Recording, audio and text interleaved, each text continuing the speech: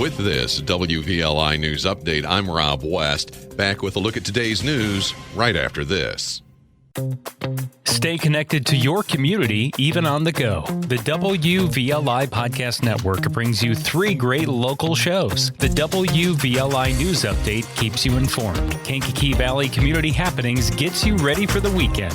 And This One Time in Kankakee shares the incredible stories of our area. Find the WVLI Podcast Network wherever you get your podcasts or at WVLI927.com.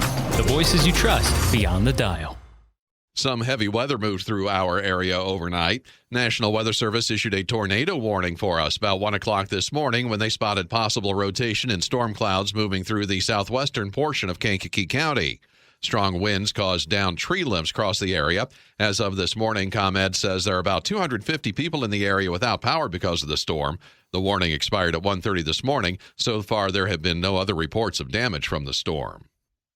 Illinois State Police investigating a crash near Gibson City over the weekend that took the life of a 38-year-old Romeoville woman.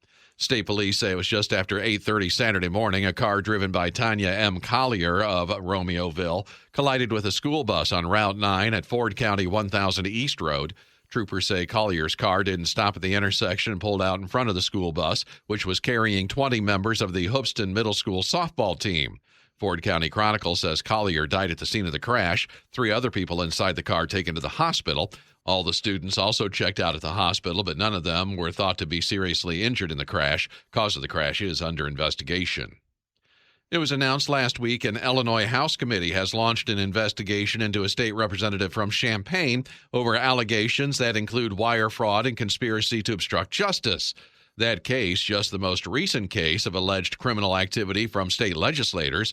I got to sit down recently with 40th District State Senator Patrick Joyce. One of the topics that came up was possible legislative ethics reform. Senator Joyce said he's all for it. Do what you're elected to do. Represent the people you're supposed to do. Don't cross ethical boundaries. So put it on the board. That should be one of the easiest votes a legislator has. You can hear the entire conversation with Senator Joyce under the podcasts on our website or wherever you get your podcasts. First full day of testimony scheduled today in the murder trial of 30-year-old Xandria Harris. The trial got underway Friday afternoon following 4 days of jury selection. There were fireworks in the courtroom before opening statements even got started Friday when Kankakee County State's Attorney Jim Rowe asked Judge Kathy Bradshaw Elliott to ask defense attorney Sierra Norris if she or her staff had broken the gag order that was put in place. Norris refused to answer the question, saying she wasn't going to be questioned about something that could put her in jail without having a lawyer present. Norris's response brought cheers and applause from some of the people in the gallery in the trial. Judge Elliott had those people removed from the courtroom, saying that it was a trial and not a sporting event. Rowe showed Judge Elliott one of 6 videos he said proved that the gag order had been violated. The judge then reminded both sides the gag order remained in place, continued with opening statements in the case. Harris is accused of helping her then-boyfriend Darius Sullivan the night that he shot and killed Bradley Police Sergeant Marlene Ritmanick and wounded Officer Tyler Bailey. The trial expected to run through August 21st. Will County Sheriff's Police investigating a series of burglaries in that county where thieves broke into businesses with gaming machines, smashed them open, and stole the money inside.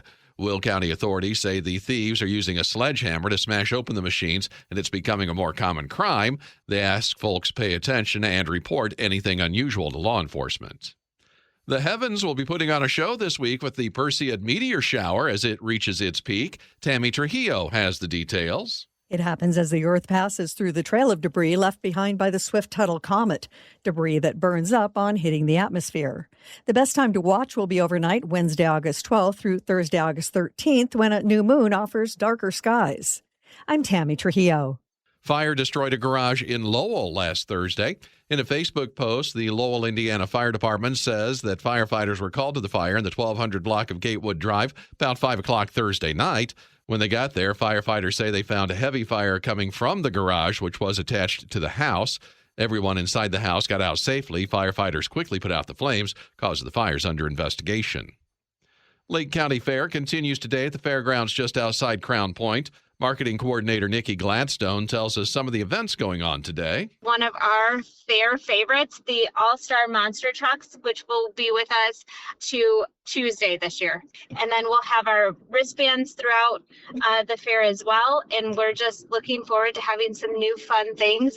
And something else that we launched this year is some new Lake County Fair merch. So anybody that's interested in purchasing some of that can go directly to our wonderful ladies in the secretary's office at the fairgrounds to purchase those as well. Lake County Fair runs through Sunday the 16th. More details on the website.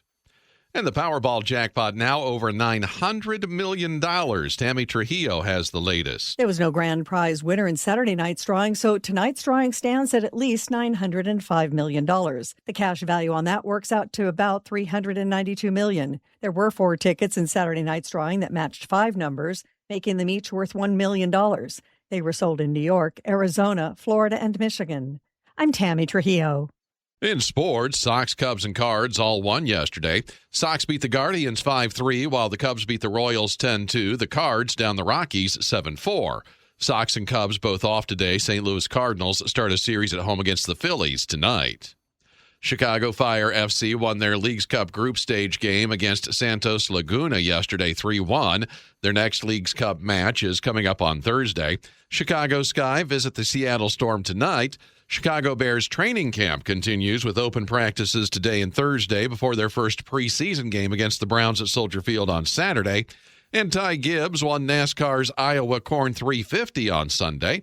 The Cup Series moves on to Richmond for the Cookout 400 this Saturday. That is a look at news and sports here on this Monday. Have a good rest of your day. Be safe, everybody. I'm Rob West. In honor of my grandfather, Franklin Weber's recent passing, we're revisiting the pilot episode of This One Time in Kankakee. This one time in Kankakee, I was run over with a tractor. Featuring unreleased audio and new details, it's the story of a father's sacrifice that brought my grandfather 93 beautiful years. Listen now on Apple Podcasts, Spotify, YouTube, or wherever you get your podcasts.